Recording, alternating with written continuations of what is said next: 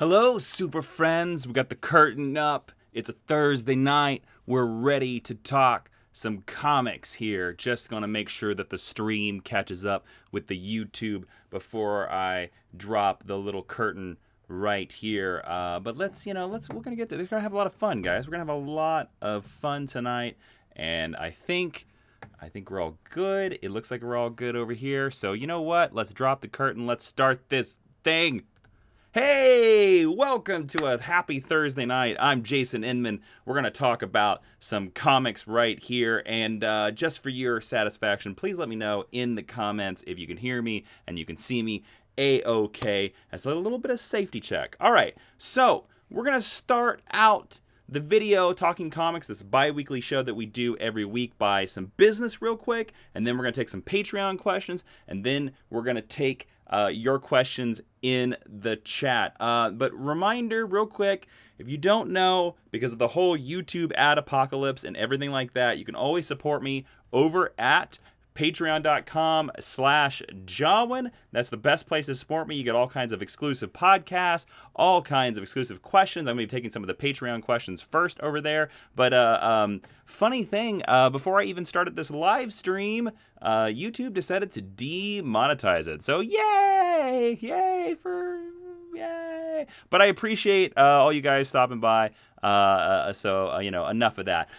We also have pre-orders for our comic book Jupiter Jet issue 4 and 5. It comes out next week. It releases, issue 4 releases around March 14th. So don't forget, you can check that out. Go to your local comic book store. You can also find it on Comixology. There is the awesome cover right there. I met a whole bunch of you guys at Planet Comic-Con in Kansas City, and that was an awesome time. You guys helped make Jupiter Jet sell out at my table, which was super cool. So if you want issue 4, you want issue 5, please pre-order your comic books at your local comic book store, because that makes a big difference in terms of the orders of comic books. All right, so let's get to it. You see it on the screen right there. You see Batgirl. That's an image, of course, from Batman Arkham Knight. We all know the news that happened today. Joss Whedon is reportedly no longer attached to direct Batgirl. Now, what happened? Who knows? But, this is not a good sign for the Batgirl movie. Apparently, the reports say that he, in his time working on the story for about the last year, could not come up with a good story for Batgirl, which I find it hard to believe, especially when you look at Batgirl in terms of Batgirl Year One is a fantastic story by Scott Beatty and Chuck Dixon, drawn by Marcos Martin. There's a great run of Batgirl by Brendan Fletcher. There is a great run right now, actually, Batgirl by Hope Larson. So there are many, many stories out there. So I find it hard when a big league director says, I couldn't find a story for Batgirl. There are plenty of comic books to adapt. So that brings the question, who should direct the Batgirl movie? I have a couple choices, because both of my choices are that this should definitely be a movie that is directed by a woman. Just as important as that was for Wonder Woman to be directed by a woman, this is the same movie. Just as important as it was for Black Panther to be directed by an African American, this is the same thing. So I have a couple choices. The first choice is, I believe her name is Dee Rees. I'm gonna Google and double check, because I don't wanna. Yes, the director is Dee Rees, and she is the director of Netflix's. Ooh, I just turned on my own video there. Whoops.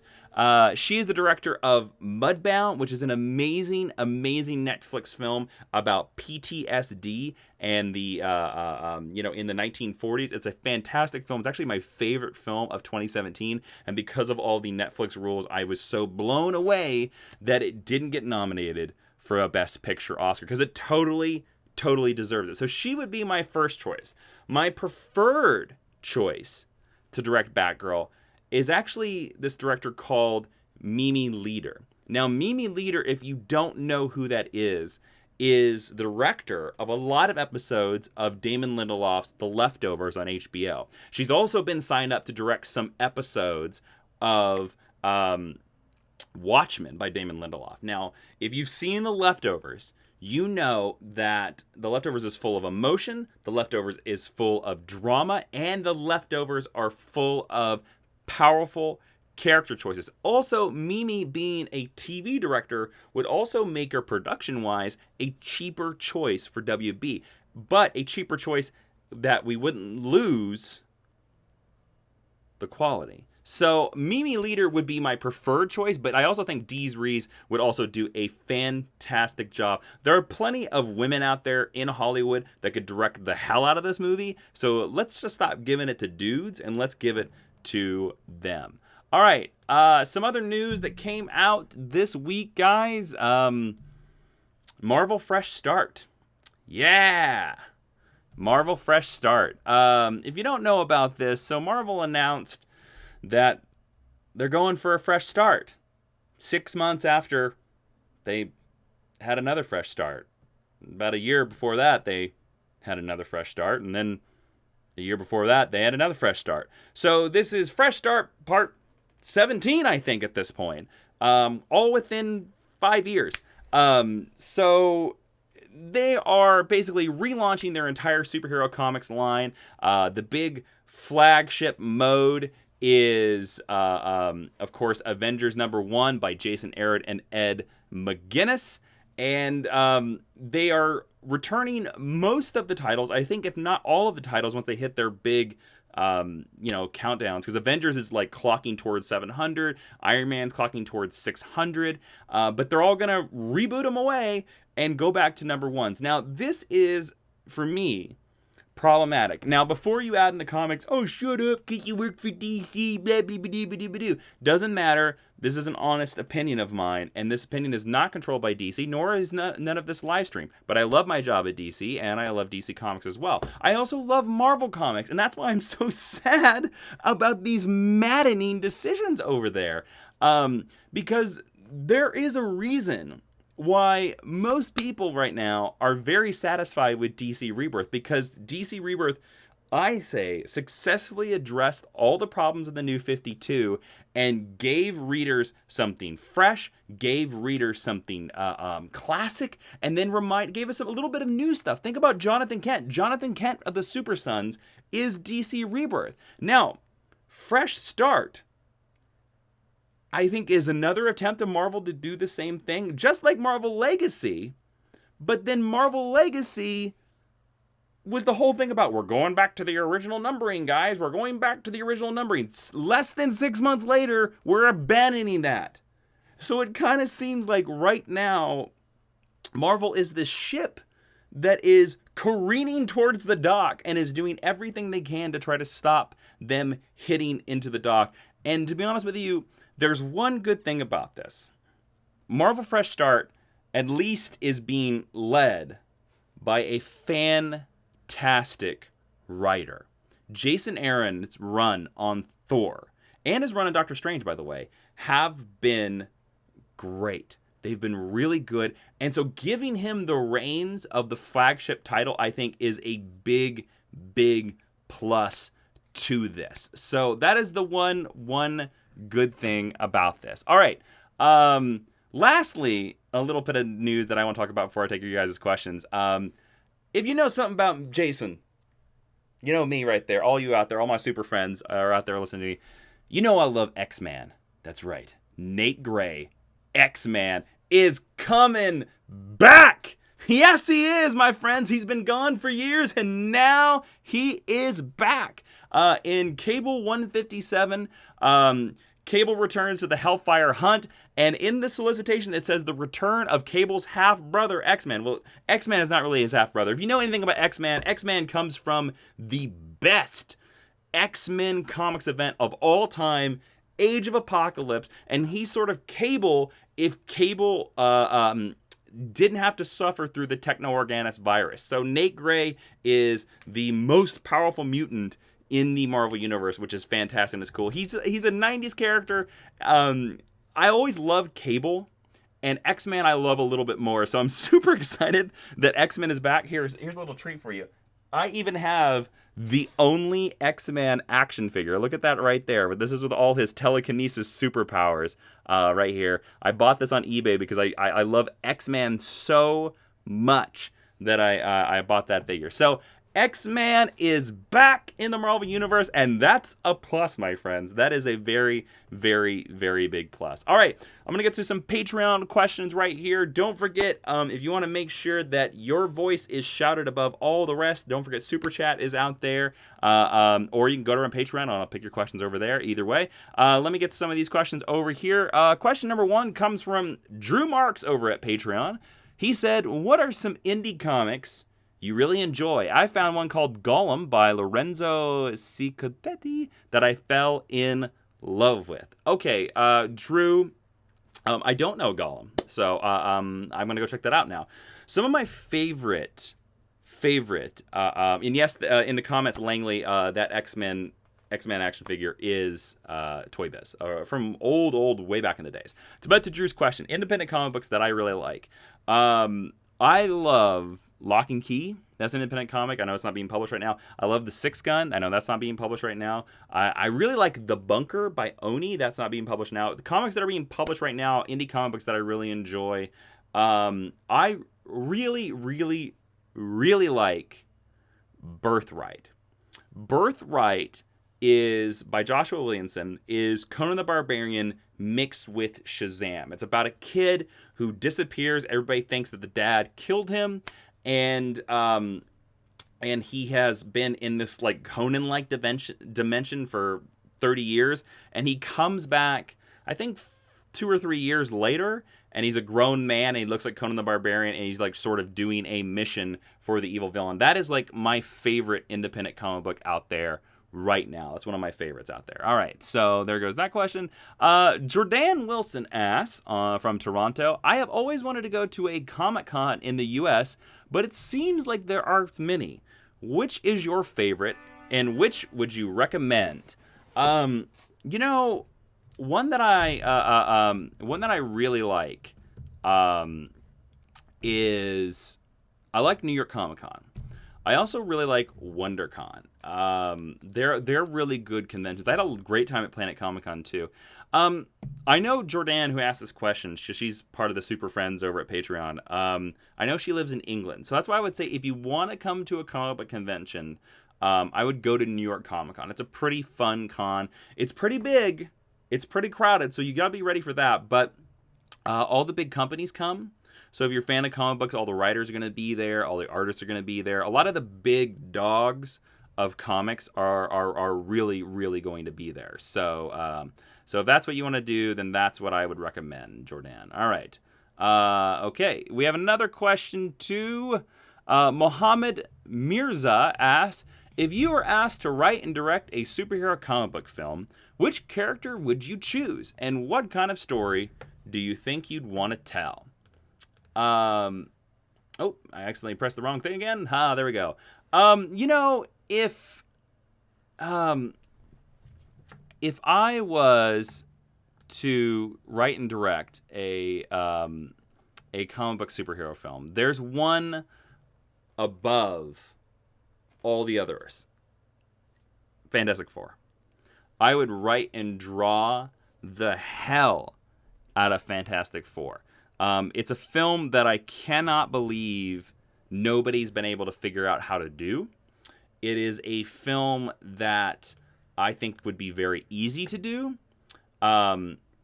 So it's one of those crazy things that it's one of those crazy things that it's kind of blown away. Now, what would my story be for that? Well, that's one of those things that when I'm paid to write that story, I'll work that story out. But until then, I'm not going to work that mind power. You could basically just do a straight up origin over there, and then that's what you're going to do. Okay, so there you go. Thank you for the question, Mom. I want to take a couple more Patreon questions over here at patreon.com/Jawiin. Somebody asked the question in here in the chat.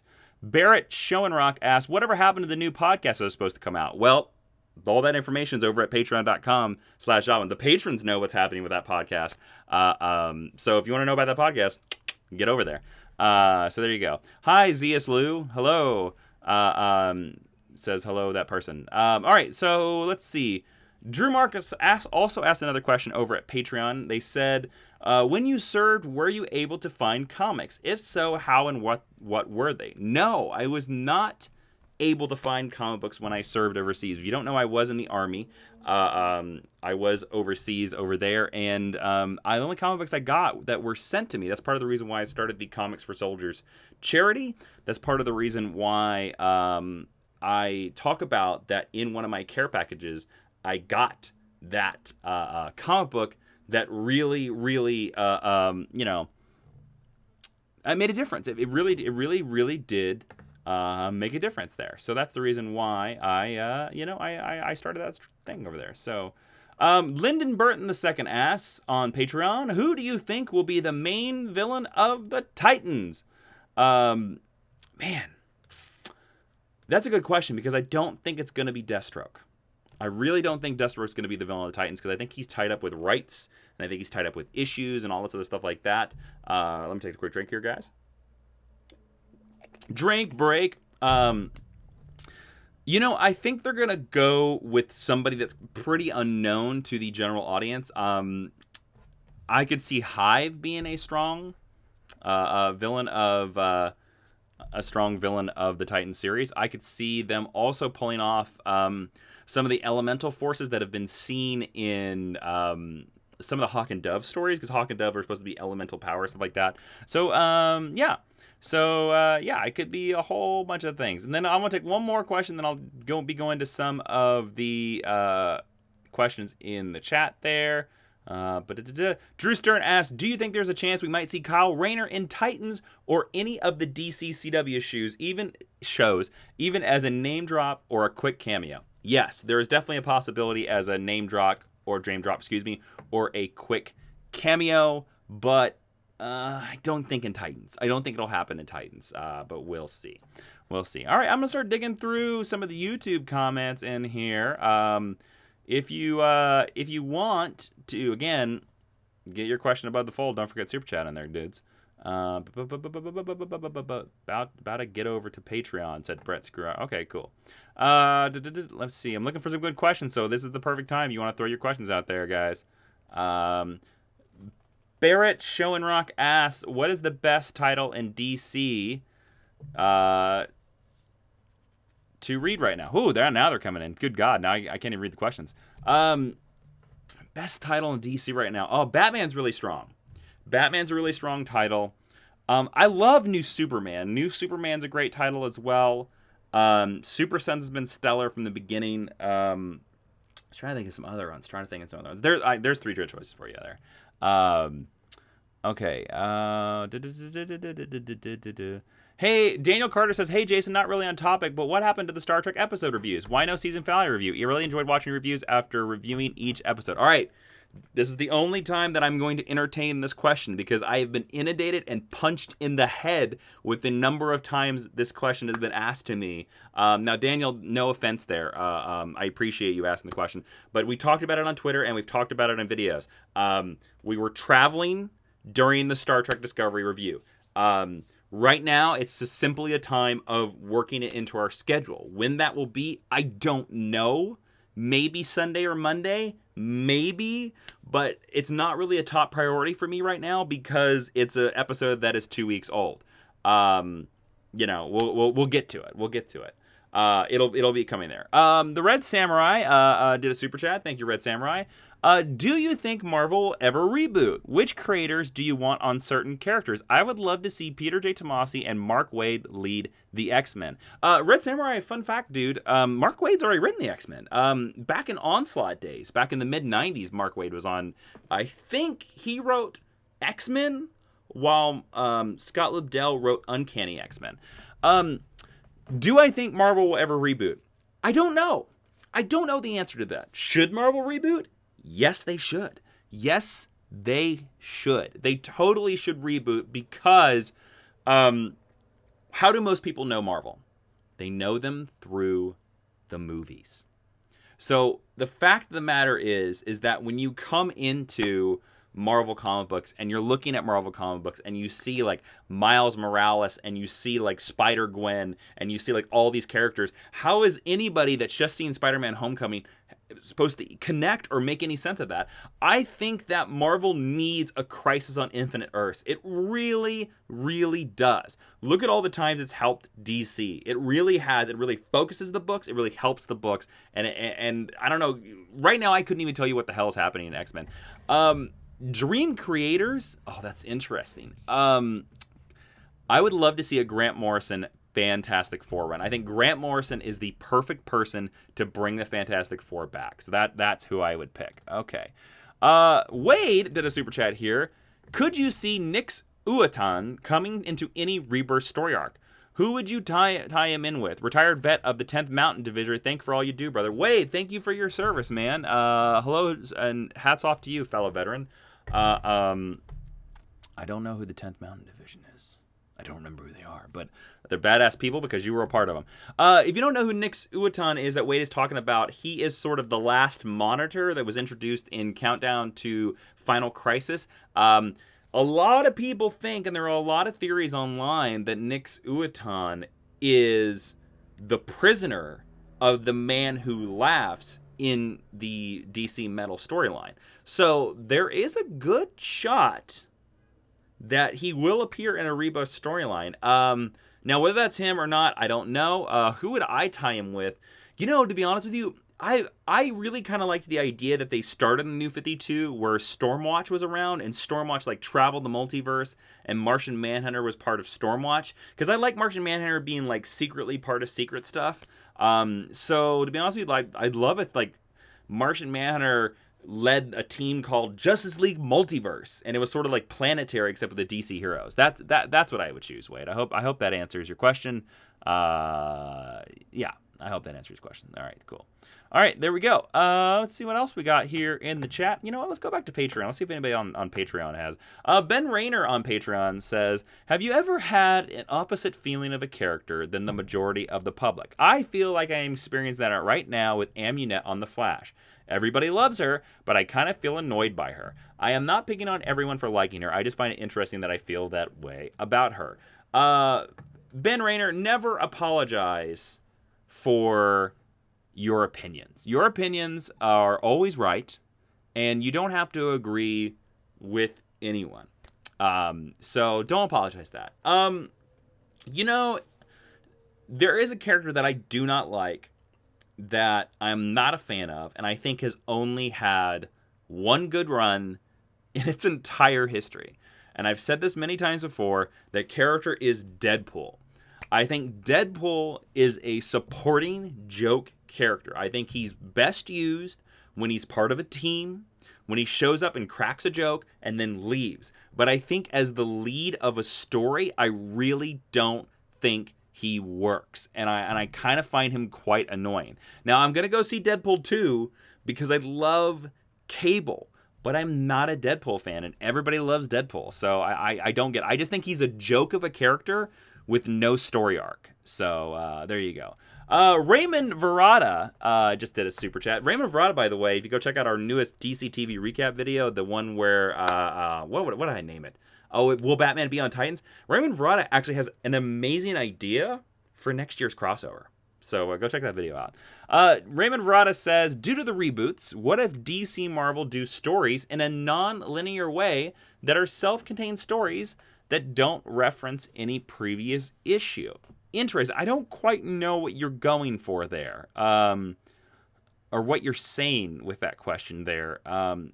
Do stories in a non-linear way that are self-contained stories that don't reference any issue. I mean, sure, I guess that could work. Yeah, I don't know quite how it would be executed. So if you'd love to give me some more details, or how you see it, I would love to answer that. So, I mean, I kind of think that both companies should do more stuff like the Earth One line, where it's like just a graphic novel, and it is a self-contained story, and it's a one-shot. To be honest with you, because single issues are kind of dying. I hate to say it, but it's really true. And when you talk to most comic book shop owners, We talked to most comic book shop owners.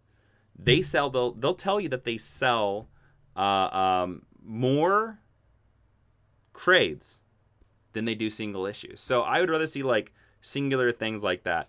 Aaron Carter just did a super chat. Keep up the good work. Thank you so much, Aaron Carter. Raymond followed up with his question. Raymond Verada said, think back to the 70s. I still don't understand what you mean there. I mean, the issues in the 70s weren't really that told in a non-linear way, but they did ignore all of continuity. Like, they completely just were like, it doesn't matter. Doesn't matter about the issue. Just tell them. Just tell them whatever. Doesn't matter what they do. So, yeah. All right. Let's see here. Let's go here. Let's go. I need more questions. Let's go to Patreon because they're very easy questions right there. Austin Maines asked, on the Patreon, since there have been rumors that DC films are going to be more diverse in terms of genre, Aquaman being a swashbuckling movie and Batman being a more modern noir film, what specific genre do you think would work best for characters like Nightwing, Cyborg, or Superman? All right. Nightwing needs to be a John Wick movie. Nightwing, that's exactly what it needs to be. It needs to be a movie where we can see the guy fighting from frame one to the end, straight on through. I think that's exactly what it should be. Cyborg should be sort of you can't trust technology. And I'm going to use a bad old movies reference. Have you ever seen Enemy of the State with Will Smith? You know what I'm saying about? Where like every scene he thinks that like somebody's watching him. That should be the feel of the Cyborg movie. It should be like there's some sort of AI Skynet that's coming across him, you know, blah, blah, blah, blah. My favorite idea for a Superman movie is one that they'll never do. Is I would love to see a Superman film set in 1939. Like, actually put it back in the 1930s. But they'll never do that because I would love to see a period piece Superman film sort of like Sky Captain, although much better than Sky Captain because I don't think that's a great movie. So I think the tone of a Superman movie should be uplifting and joyous. Sort of like Captain America the First Avenger is kind of what the tone of what I would want a Superman movie to be. So, yeah.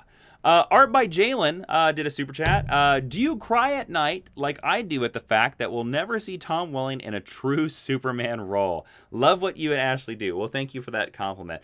I do not cry at night. I'm sorry I don't. I do cry that we never saw him in the suit. I thought that was a little bit of a cheat.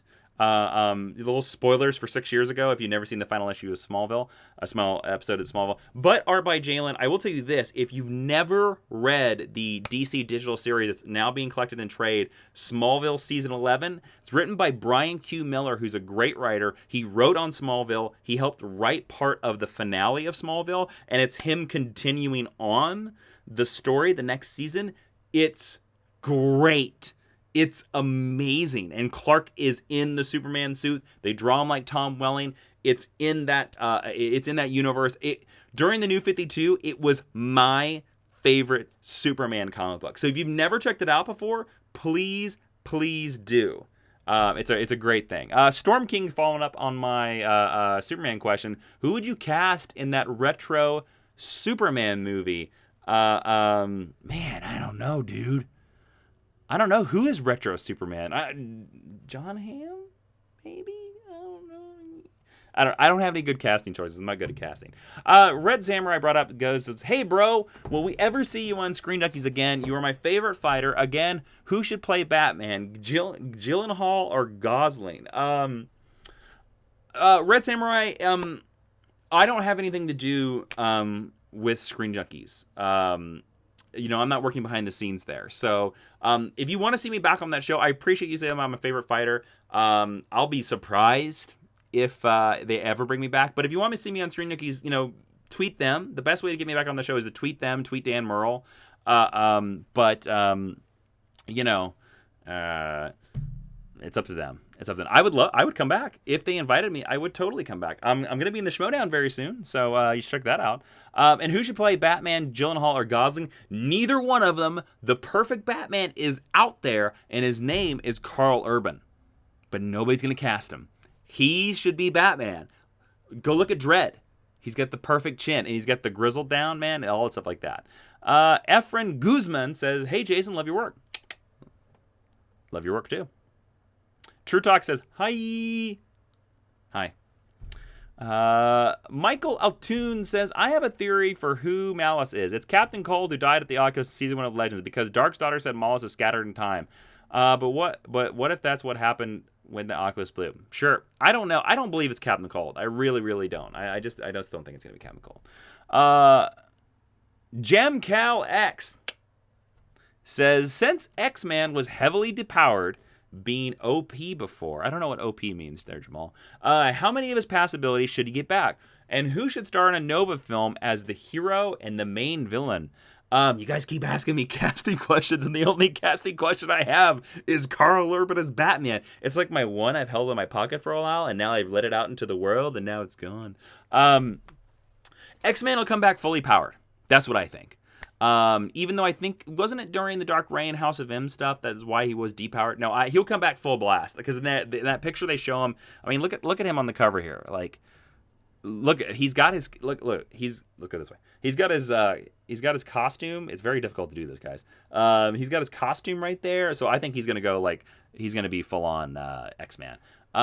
In the Nova film, who should be the hero and who should be the main villain?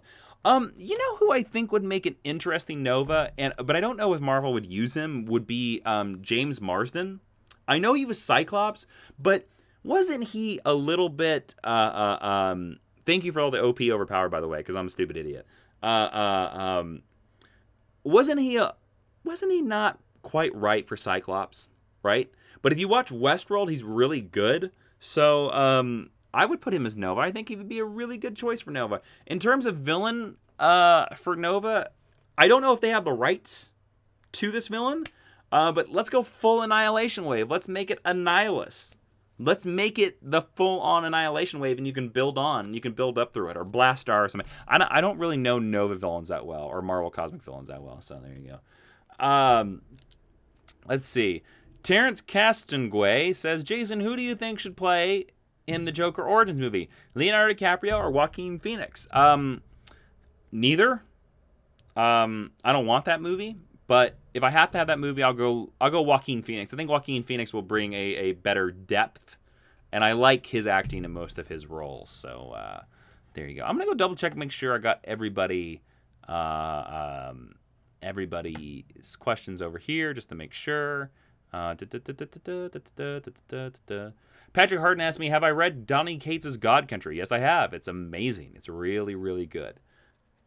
Andrew Bosco over my Patreon asked, hey, Jason, I don't want it to sound like an underhanded compliment, but you and Ashley have a very high, consistent baseline of quality in your work. Oh, Andrew, thank you, buddy. And it is apparent in all your content. Now for questions. If you were the chief creative officer of Marvel for Phase 4, and you were told to find some Marvel characters and stories that would make fans be like, huh, I didn't know you could do that with a superhero movie, what characters and stories would you pick? And how would you want them casted? Okay, I'm gonna take that one. I really want a She-Hulk movie. I really, really, really do want a She-Hulk movie, or at least a She-Hulk Netflix movie. I think that is a perfect way to do a Hulk movie, because they're not going to do a Hulk movie, obviously. And I think it'd be a more interesting way to do a Hulk movie. So that's really like one I would want. I think Nova's a great idea to do in. I'm finally glad that they're finally doing Black Widow, because I've been saying that they've been doing a Black Widow and Hawkeye movie for a very, very, very, very long time. So there you go. Wade, awesome veteran extraordinaire, asked, where do you get inspiration from for writing? A lot of it's just pops in your head. But to be honest with you, whenever I'm trying to write something, especially if I've already have the idea, like for Jupiter Jet or whatever, I usually think about what is the story that I want to tell. So, just to give you an example, a lot of Jupiter Jet was thinking about when we're all teenagers, we all think we know exactly the way the world works. And that was kind of this idea that I got to in there, and I wanted to frame that or parallel that with this idea that Jupiter Jet, if you've read the comic book, issue 3 is out. This is a little bit of a spoiler for issue 3 that came out last week. But she encounters like robots, right? So she lives in 1935. So according to her worldview, robots should not exist. And so that parallels that idea of she thought she knew how the world worked because she was a 16, and now she's finding out that the world doesn't work. There's another story of Bat Keeney. Everybody in the comments has got you. It's the little S sign underneath the comments there. So my inspiration is I read a lot of science magazines. I read a lot of stories. I like real world events. Actually, can inspire you more than you know, and a lot of stories are taking elements of that in terms of the stories that you really, really want to tell. Like we have another story that we're working on, and the big thing about that story is kind of this idea of don't trust what anybody tells you, or why do people lie, is like kind of the main theme of that inspiration. And so like it's all about like planning out your story of how you can express that theme. So if you're looking for ideas, the biggest thing I could tell you is like read. I love reading science magazines, like Popular Science. I love reading non-fictional biographies and get ideas into real world things and apply those into your stories and stuff like that. That's the the biggest thing that I would say right there. So I hope that helps you, Wade. I hope that inspires you. Please share if you're gonna write something, man. Carlo Cotignola is asking a question that I've seen several of you ask. If you want to donate to a super chat or help out the channel, there's a little $sign underneath the comments there. Feel free if you can, please. I really appreciate it, and if you can't, I totally understand. And if you can't donate, then all I ask is, please share this live stream or share some of my videos that you love and stuff like that. So, hold on a second. I got to take another drink, guys. We're going to take a little quick drink break here. This drink break is brought to you by Batgirl.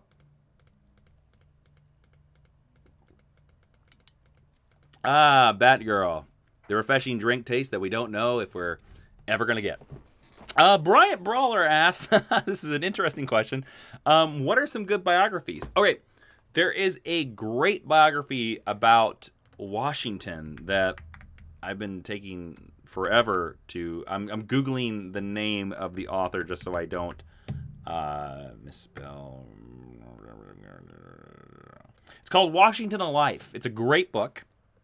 It's by Ron Chernow, and it gives you a lot of topics about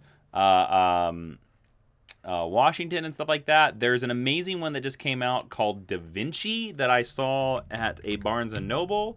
Leonardo da Vinci by Walter Isaacson is a great one. One of the best nonfiction books that I've ever read, actually, I left the Batgirl, I didn't realize that, is called Dawn and Andy and Dawn. It's about the Andy Griffith Show. It's amazing. It's really good. So there you go. Jeremy Skinner, my good friend Jeremy Skinner, a friend from college, is in this super chat. He just did a super chat that said, remember that aborted Green Arrow Supermax movie that never happened? Doesn't it seem like it would fit right into the current DCEU? Yes, it does.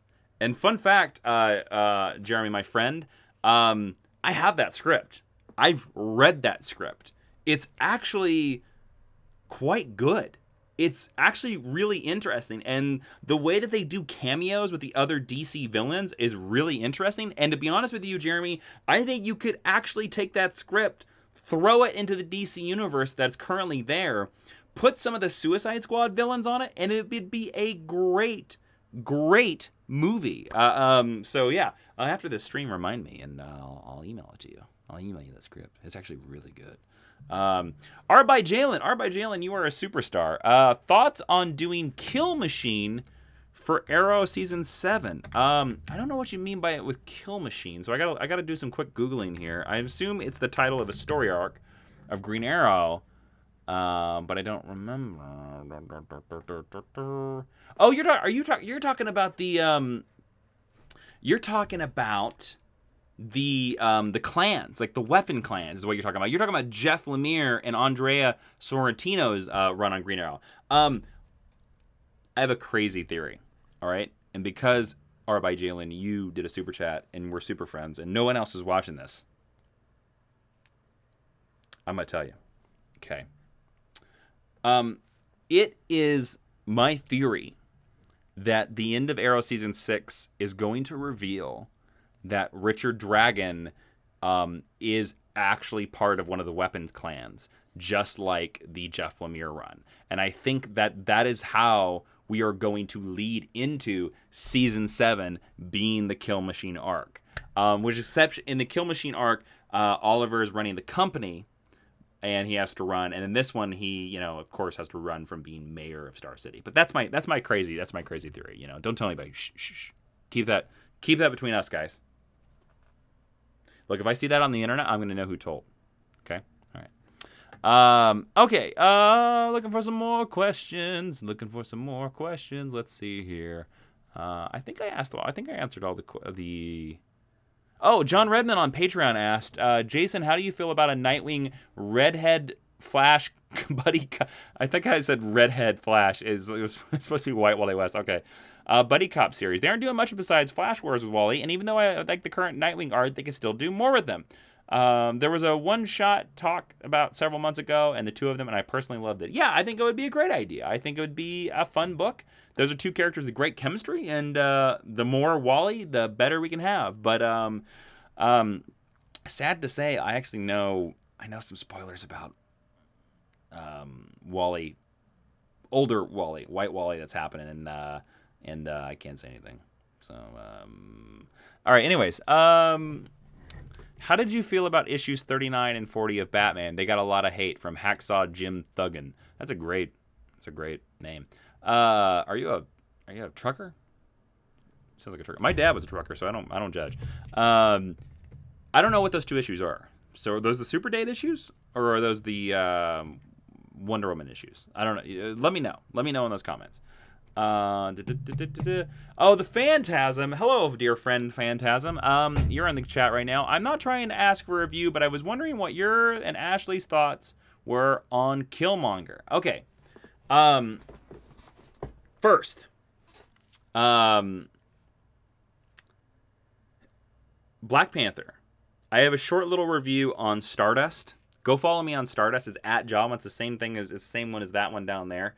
You go follow me on Jawiin on Stardust, the Stardust app, because I'm going to start featuring reactions on Stardust in DC TV. So if you want to be featured in a DC TV video on camera, go download Stardust and follow me. All right. So that's the first thing. Second thing is I thought Killmonger was fine. I didn't think he was great.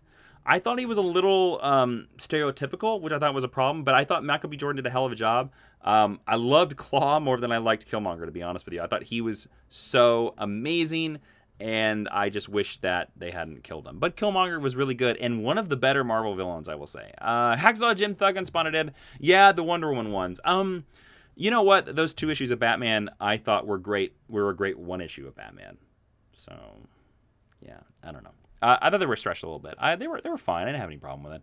So there you go. All right, guys. I'm gonna take 3 more questions, and then I'm gonna sign off of this. Okay. So I need some awesome questions. Hacksaw Jim Thuggin goes, I'll change if I ever become a trucker though. I'll try to the Hacksaw Jim Truckin'. That's a great line. So there you go. Debo Molina is asking a question that I have no idea.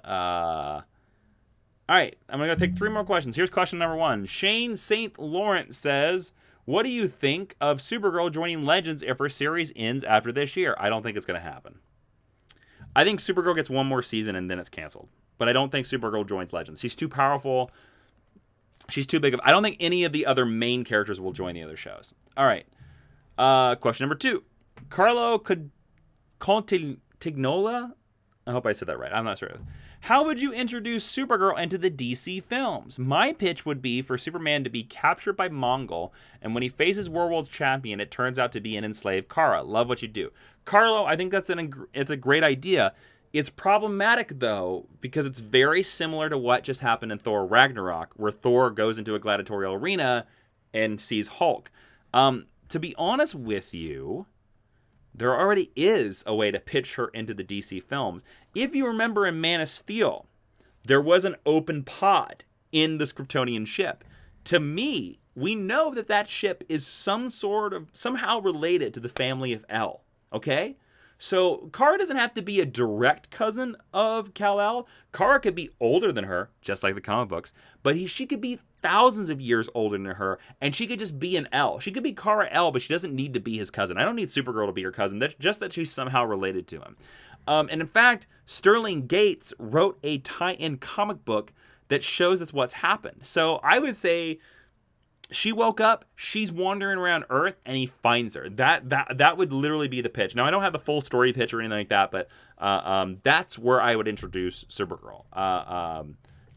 Now Mongol, that's a great idea for a Superman movie villain. I think Mongol is a great choice there, Carlo. So good choice on that. All right, I need one last question. Let's see here. I'm searching for some questions.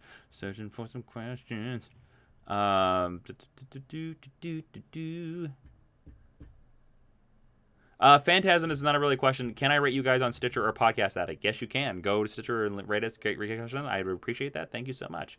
I'm looking for a good question, guys. I don't really see a good question. They're all a lot of your guys' questions are like, write me full pitches, and I'm like, I can't do that off the top of my head. So yeah. Tony Wales. Tony Wales will be the final question of the night. Do you think we will see an Invincible movie or TV show? I've had an idea for an Invincible TV show for quite a while now. I think it would be amazing to see it as an animated show on Adult Swim. Go super violent with it. I don't know if I want to see Invincible in live action. I think I would miss the style of Ryan Ottley's art, and that's, I think, the way I would prefer to see. I think that's the way I would prefer to see Invincible. Final question. I keep adding questions here. Wade, just get a super chat. Thanks you for all to do. You're a big inspiration. Wade, thank you so much. Thank you so much for the super chats. Feel free to reach out to me on Twitter, Wade. Us veteran brothers have got to stick together. And if you ever want to write or work on something or just throw ideas, please just tell me you're Wade the veteran from YouTube. If your Twitter's not the same or something like that. Or, send me an email on Facebook and let's connect, my friend. I totally want to help you out, my friend. And thank you so much for the compliments. Wellington, this final question here. Wellington Smithopolis, that's a great username, says, have you ever thought about doing a military-style comic? That's very funny that you say that. Because, as I reach off camera, I've been working on one. I finally came up with an idea. I was going to show you the notes in here. I don't know if I can show you the notes. All right, I don't have the notes. Sorry. I lied. But I have an outline for a comic that I'm working on right now, and I'm thinking about drawing it myself. So it'll be about 90 pages. I don't know when it's going to be done because I'm not going to rush it. But it's going to be about my time. It's going to be about my time overseas, in Iraq. And I think the rough title right now is, Little Soldiers. So there you go. That's the idea there. All right, guys, thank you so much for watching the live stream. I'm going to keep doing this bi-weekly. I'm only doing this tonight because I'm gone tomorrow, but usually these will be in Friday afternoons, that little sweet spot that we had. Don't forget, if you want to support the show, support all the stuff we do over here, you can do that over at patreon.com/Jawiin. That is where the brand new writing podcast is going to drop. That is where I announce some details over there, and we can do some stuff over that. And then, like somebody in the comments I just saw said, Jamal, JamCalX said, support your favorite comic pros, comic and comic book stores, everyone. That is 100% true. Go out and pre-order your comic books. If you want a comic book title to survive, put your money where your mouth is and pre-order that comic book. Do that for all the independent comic books. Pre-orders matter so much and makes a big deal. My friend Michael Moretti has a comic book called Wasted Space. They're Vault Comics. I just shared some stuff on there. Go pre-order that comic book. You can help me out by pre-ordering Jupiter Jet. All the new titles that were introduced through the Image Expo this week, Sam Humphrey's new book, those are the books to go pre-order. And that is the best way that we're going to keep this industry alive. Put your money where your mouth is. Show the comic book shop that you're interested. Show the comic book creator that you're interested. That's where it's going to be. If you wait for the trade, guess what? You may never see that trade. So thank you guys. Thank you, super friends, for watching. Thank you all for your support. Thank you for the super chats. Until next time, I'm Jason Inman. Be seeing you, super friends.